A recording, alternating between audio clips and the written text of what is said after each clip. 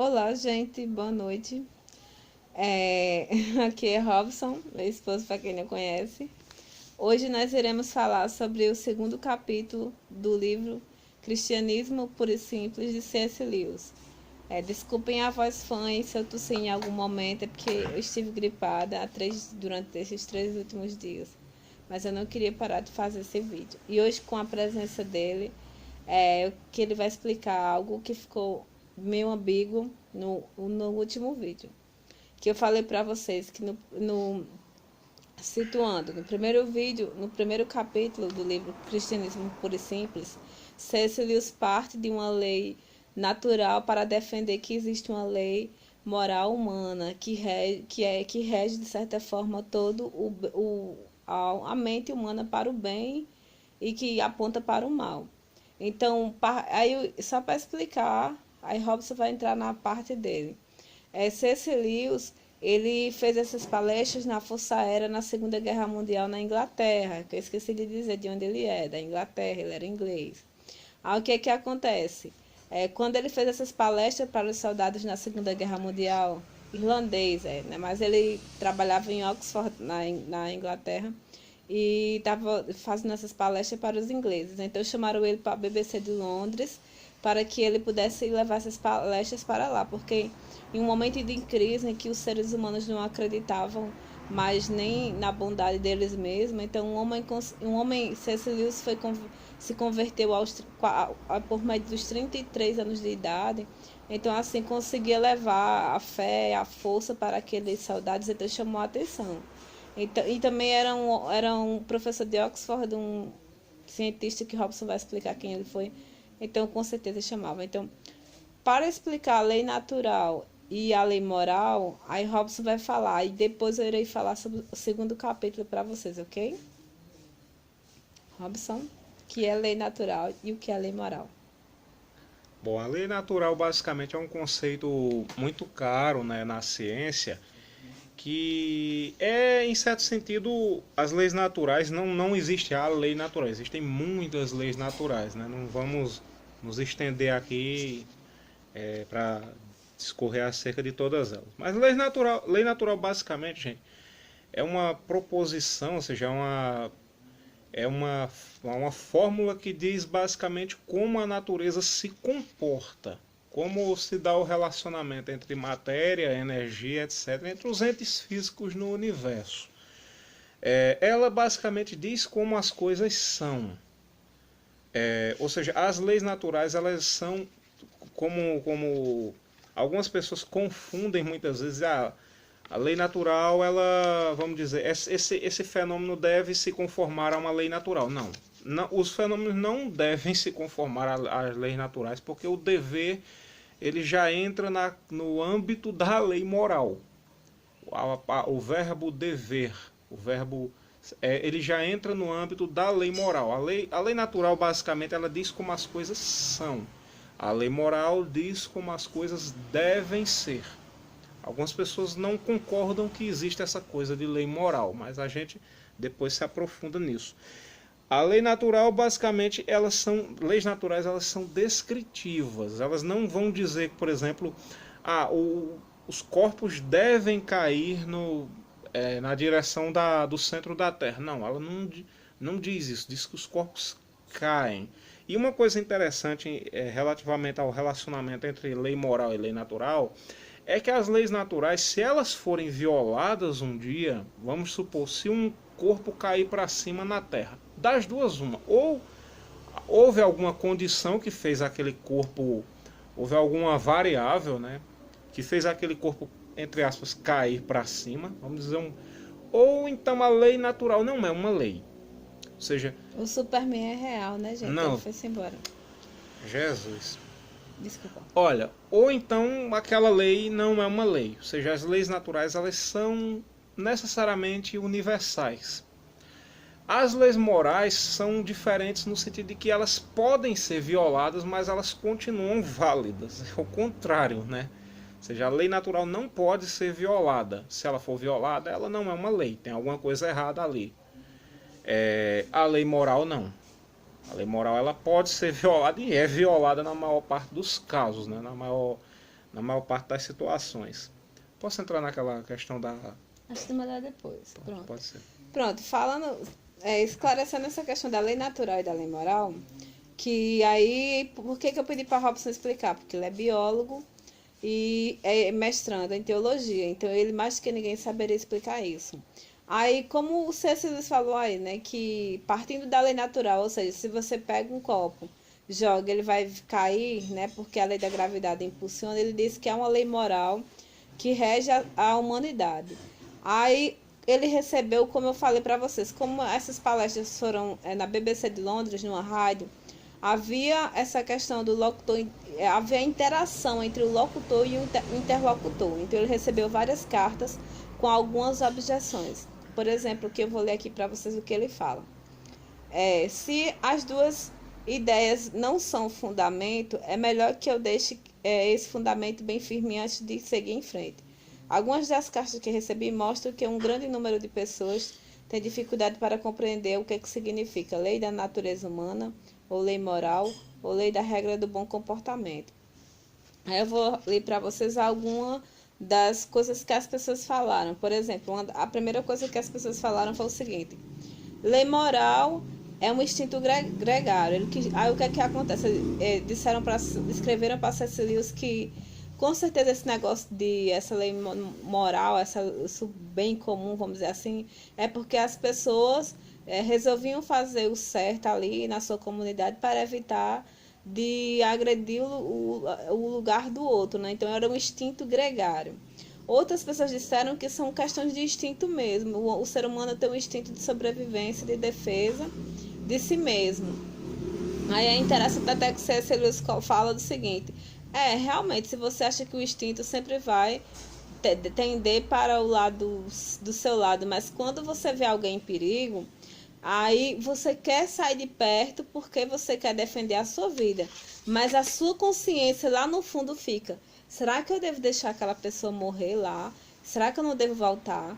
Por exemplo, se você vê uma grande quantidade de dinheiro na rua, você vai ficar na dúvida: eu achei esse dinheiro é meu, mas a sua consciência vai dizer: cara, esse dinheiro não é seu, alguém trabalhou por ele. Então, há sempre essa lei, né, Robson, essa lei moral que rege a mente de acordo com C.S. Lewis. Outra coisa que disseram para C.S. Lewis nas cartas: bem, o que você chama de lei natural, né, lei moral e tudo mais, pode ser uma convenção cultural. Aí C.S. Lewis realmente vai dizer: há sim uma convenção cultural. Mas se ela fosse assim tão pertinente, fosse tão forte, não teria havido tantas mudanças durante toda a humanidade. Porque como nós somos seres inteligentes, ao longo do tempo fomos percebendo aquilo que era mais adequado e mais assim, melhor para a gente, né? E eu vou ler só uma citaçãozinha aqui, uma analogia que ele faz sobre isso, e Robson vai falar sobre essa questão das culturas, das tribos, né, que eu vou falar para vocês. Na página 13, gente, olha só o que C.S. Lewis fala. Ele vai fazer a analogia da lei natural, da lei moral com o piano, com o teclado. Com o piano, teclado, essa aqui, coisa que nada a ver. Ele fala o seguinte, na página 14, perdão. Ele diz: a lei moral nos informa da melodia a ser tocada. Nossos instintos são meras teclas, ou seja, se você segue a melodia no piano, né, de forma correta, você vai ter uma melodia. Agora, se você chegar lá, meter o dedão numa tecla qualquer, você não vai ter uma melodia. Então, os instintos aleatórios são tipo essas teclas que você mete. Nós somos meras teclas, que se nós ficarmos somente, por exemplo, eu sou uma tecla dó, Robson na tecla ré, aí ele fica na ré, e eu fico só na dó, direto. O que é que vai acontecer? Não vai ser uma música, vai ficar só duas notas tocando ali e tudo mais. Se fosse pelo menos se formar uma corda até que vai. Mas ele diz assim que o piano é a harmonia toda ali, né? Mas só que as teclas somos nós. Mas se nós seguir os nossos instintos, vai dar em alguma meleca aí. Mais à frente eu vou falar para vocês. Por exemplo, em relação a essa questão da mudança cultural, por exemplo, que eu achei interessante que algumas pessoas acham das tribos indígenas, por exemplo, que, né, eles, por exemplo, matam um dos filhos. É uma convenção cultural, mas será que isso é correto? Será que isso é errado? Aí Robson vai falar sobre isso agora, se a lei moral, até nesse momento, assim. Você quer saber se vamos dizer, se esses, essa fato de, por exemplo, algumas tribos indígenas enterrarem um bebê, por Que exemplo, nasce gêmeo gêmeo, ou com com deficiência. deficiência, seria uma demonstração de que a lei moral não existiria, vamos dizer. Ou É, seja, eles teriam imperativos morais diferentes dos nossos que, vamos dizer, justificariam esse. É isso que você quer. é. Não, não. O que ocorre é o seguinte: essas tribos aí, o homicídio, gente, vamos dizer, o homicídio, ele é errado. Você tirar a vida de outro ser humano, ele é errado em praticamente todas as culturas, né? Ele não deixa de ser errado. Até essas culturas aí tradicionais que fazem isso daí, algumas culturas antigas, por exemplo, também tinham sacrifícios humanos. Eles na verdade não fazem isso daí porque eles não têm um padrão moral e para eles o assassinato é como tomar um sorvete ali. Não. Eles têm padrões morais, eles julgam aquilo ali como errado também, mas só que em certo sentido eles justificam aquilo ali. Para eles é uma coisa justificada. Por quê? Porque, por exemplo, porque as pessoas faziam sacrifícios humanos antigamente? Porque elas tinham a concepção de que se elas não fizessem aquele sacrifício, a sua sociedade, o seu modo de vida, sua família, sua nação, seu país estaria ameaçado. Ou seja, entre perder uma vida, por exemplo, há casos inclusive registrados na Bíblia, não necessariamente do povo judeu, mas de outros povos, por exemplo, no qual tem um rei lá mesmo, o rei Mesa, ele sacrifica, ele está sofrendo uma derrota contra Israel, Judá e contra Edom, e ele sacrifica o filho dele. E o rei Mesa é um personagem histórico bem documentado, tem a pedra de Mesa. Aí isso é uma coisa terrível, ele sacrificou o príncipe, o filho dele. Não, é uma coisa terrível, mas por quê? Ele julgava que se ele não sacrificasse, um mal maior recairia sobre ele. Ou seja, eles tinham isso daí. Eles, em certo sentido, eles não tinham. Mas Deus não pediu isso, né, Não, ele Robson? era um rei pagão. Ele era um rei Justamente. pagão. Ele não tinha nada de judeu Judeu. nem. Houve um caso desse em questão de Jefté, mas ali foi burrice Não, dele, o né? caso de Jefté não vamos entrar porque os teólogos questionam se realmente Jefté sacrificou a filha. Ah, tá. Mas só contextualizando, né? Porque Jefté disse que se Deus desse a vitória. Mas se Jefté fez isso. Contextualiza, só porque já que a gente falou, contextualiza, né? Não, Jefté foi um juiz que ele fez um voto meio tolo. Ele disse que qualquer coisa que saísse da casa dele, ao ele voltar da vitória contra os amonitas, Deus, ele entregaria a Deus, ele votaria aquilo a Deus. Em certo sentido, ele votaria ao anátema, aquilo ali. Só que quem saiu primeiro da casa dele, quando ele voltou da vitória, foi a filha dele. Ele Aí pensava que fosse o cachorrinho, o papagaio, o eu, periquito. eu não sei o que estava na cabeça daquele homem, mas a Bíblia também não diz o que é que ele pensava que ia sair dali. Só que os sacrifícios humanos são proibidos terminantemente na Bíblia. Ou seja, se ele fez isso daí, ele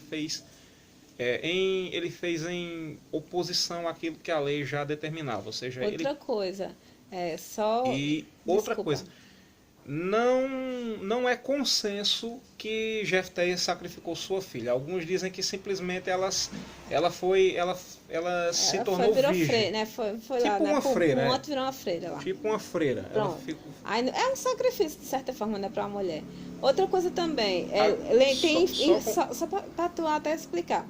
Lá em Infância, de Graciliano Ramos, o narrador em primeira pessoa diz assim que o avô dele, no caso, né, era como os cristãos, religioso e carnívoro, porque pede para sacrificar Isaac, que é uma coisa bem pertinente, essa questão de cultura, né? Cultura que é bárbara e essa evolução que tem a ver com o livro, gente. Depois eu vou falar para vocês o que a gente está falando aqui, não estamos fugindo, tem tudo a ver com o capítulo, essa questão da lei moral, se é ou não, onde é que está essa lei moral, se acontecem essas coisas, né? E o que é que acontece? Pelo menos assim, quando você lê o capítulo lá, diz a lei, quando Abraão leva o filho para ser sacrificado, que Deus pede, é uma prova. É tanto que o nome do monte é Monte Moriá, o monte Deus proverá. É tanto que quando perguntam a Abraão, Abraão diz, né, que voltará ele e o filho, né, vão sacrificar e irão voltar. Não é isso, Robson? Explica mais ou menos isso. Isso daí era bom fazer um vídeo à parte. Que é Não, mas não tem como tu ser genérico, não. É meio difícil. Mas assim, bem complicado. O próprio monte diz, o Monte Moriá, o monte Deus proverá. Eu acredito que Abraão ele estava disposto a sacrificar o filho e tudo mais, mas Deus não estava disposto a... Deus não queria isso. Não né? queria isso, mas é uma coisa meio complicada. Depois na verdade, é uma analogia do que Deus iria fazer pela humanidade, né? Mas Abraão não chegou a fazer. É tão lógico isso que se Deus disse, ele esperou 25... Tem muita coisa envolvida, olha. Olha só a lógica. No caso de Abraão, olha, licença. No caso de Abraão, tinha muita coisa envolvida. Tinha coisa envolvida no sentido de que Abraão tinha realmente Deus como centro de sua vida. Sim. Abraão tinha fé, ou seja... Tinha fé para fazer aquilo. Abraão tinha fé de que Deus cumpriria a sua promessa, que ainda não estava cumprida. Ou seja, queria dar-lhe uma descendência como as estrelas do céu. Lógico, ou seja, que muitas coisas estavam envolvidas no caso de Abraão, que não necessariamente é um desvio muito grande em relação a essa questão da lei moral. Mas voltando à questão das tribos indígenas, etc., não é que essas tribos tradicionais, esses povos, eles não tenham lei moral, nem se submetam aos imperativos morais. O que ocorre é que eles têm leis morais, e eles pesam as leis morais, e entre uma lei moral e outra, eles vão ficar com aquela que tem maior peso. Isso acontece até em nossa sociedade. Privar uma pessoa de sua liberdade também é uma coisa horrenda. É uma coisa horrenda privar uma pessoa de sua liberdade, como é privar uma pessoa de sua vida. Mas nenhuma pessoa com um juízo perfeito não vai dizer que um criminoso não deve ser privado de sua liberdade. Ou seja, a sociedade moderna, dada a existência do mal em seu meio, ela pesa, ou eu tiro a liberdade desse indivíduo, ou eu deixo esse indivíduo solto, e esse indivíduo vai provocar uma grande destruição. Então é melhor tirar a liberdade dele. Ou seja, pesaram-se duas leis morais aí, e uma lei moral sobrepujou a outra. Do mesmo jeito, a pena de morte. Eu devo destruir a vida desse indivíduo para servir até como exemplo para que outros não façam o que ele fez. Ou seja, pesaram-se duas leis morais. A uma delas foi atribuído maior peso. Algumas civilizações muito avançadas ainda têm a pena de morte, como por exemplo os Estados Unidos, um país dos mais avançados do mundo, ainda tem a pena de morte. Eu não vou entrar aqui no mérito da pena de morte, mas... E alguns estados têm, outros não têm. Justamente, um caso parecido com o que ocorre com os indígenas. Os indígenas eles julgam que se eles deixarem aquela criança lá, alguma coisa terrível pode acontecer com a tribo. A ideia, a cabeça deles isso aí. Ou seja, e eles pesam isso aí. Eles fazem isso em prol de uma lei assim, moral, uma lei moral. Né? Eles querem sacrificar. Não estou justificando, mas eles sacrificam para que um grupo maior não seja penalizado. Tem um teólogo liberal. Aí, só... Vamos concluir, mas tu vai. Não. Tá bom. Tem um teólogo liberal que ele é. Vou dizer o nome dele porque muito dificilmente vocês vão achar alguma coisa dele para ler. O Henry Wiman, ele diz que basicamente o imperativo moral adequado, ele só é possível de uma pessoa possuí-lo se a pessoa tiver todo o conhecimento a respeito de todos os fatos. Ou seja, é bem pertinente isso daí que ele fala. Porque, de fato, os cristãos acreditam que as leis morais às quais eles se submetem são leis dadas por Deus. E Deus conhece todos os fatos. Deus tem um conhecimento perfeito. Ele conhece toda a harmonia que ele criou. O índio, eu não estou entrando aqui no mérito da... Gente, o índio ele não conheceria todos os fatos, ou seja, ele não saberia que sacrificando aquela criança não vai poupar a tribo de uma catástrofe, de uma catástrofe, que é algo natural, nem deixa, né? não vai. Ou seja, se ele soubesse disso, óbvio que ele não sacrificaria seu filho. É tanto que há casos de pais indígenas que sacrificam seu filho e se suicidam. E se suicidam. Da culpa, então a lei moral, existem né? pais também indígenas que fogem com seus filhos para não matarem. Então, para você ver que um lugar tão perto dessa questão moral de C.S. Lewis levantou no século, final do século XIX, início do século... C.S. Lewis é final do século XIX, Não, né? C.S. Lewis ele é meados do século XX. Meados do século XX. Finalzinho do século XX. Não, meados. Gente, olha, eu sou ruim de data, então é com ele aqui. Então, só para concluir, Robson vai falar mais um pouquinho, mas eu quero concluir. Essa questão dos instintos, né? Que eu queria falar também, que ele diz assim, quando você segue a harmonia no geral, né? A harmonia que você consegue uma lei moral no benefício de todos. Mas quando você segue seus instintos, você acaba indo numa tecla só e ela acaba ferrando tudo. Então, assim, os índios, eles cometem esses erros, como o Robson falou, porque eles acreditam, né, num bem maior, mas alguns deles até se culpam por causa disso. E em relação a isso, olha só, quando você coloca os seus instintos acima de qualquer coisa, acima da lei moral, olha o que C.S. Lewis diz. Ele diz, não existe um único impulso que, erigido em padrão absoluto, não tenha um único impulso que, erigido em padrão absoluto, não tenha o poder de nos transformar em demônios. Não leve demônios aqui no sentido meio cristão da coisa, né, Robson? Leve no sentido de que você se torna, imagine só, se fosse justificável tudo que sua nação fizesse, né? E aí ele fala até disso, olha, que às vezes o pai, mesmo o impulso de amor dele seja muito grande pelo seu filho, há momento que ele tem que frear esse amor para castigá-lo. Por quê? Porque se ele deixar o filho fazer tudo que ele quer, e quando o Robson fala da questão da pena de morte, ou então dessas como é que eu vou dizer, essas penas mais severas, é uma forma até misericordiosa do Estado, né, que de certa forma assume o papel de pai da social aí, né, de frear a criminalidade. Frear a barbárie. A barbárie. Então, assim, ele fala disso, olha, há momentos que o esposo ele tem que frear o seu amor excessivo pela sua esposa para que ela não seja uma fútil, e tem que frear o amor excessivo pelo filho para que ele não se torne... Continua, Robson, que vai falar sobre isso. Como assim? Tu pergunta... Essa questão do egoísmo, né? Da gente, do que Deus também, às vezes, ele faz isso conosco, de frear, de nos castigar, mesmo nos amando, para que nós nos tornemos egoístas, né? Nós não nos tornemos egoístas. E nos afogamos do nosso próprio pecado.